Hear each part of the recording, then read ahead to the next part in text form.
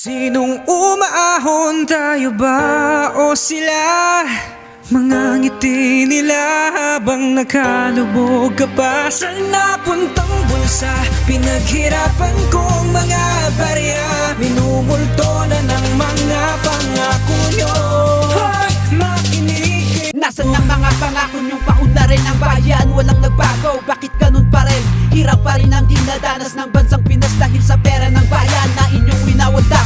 Naging makasarili kayo dahil lang sa pera, gamitin sana sa proyektong napunta sa bulsa. Kaya kung taon-taon dumarating ang sakuna, mga tao lubog sa baha, kaya hilain nila. Matugunan ngunit kayo'y nagpipingi-pingihan at nagbubulag-bulagan sa paghihirap ng kababayan at tahimik na nakaupo sa upo ang pinag-aagawan. Taong bayan din ang dahilan kung ba't kayo nandyan. Ginamit nyo lang sila para makalipog ng kwarta. Wala kaming magagawa dahil sa Pinas ito'y sumpana. Pero pag-iiganti namin ay inyong pagkandaan dahil kami rin ay inyong kakamayan sa darating na halalan.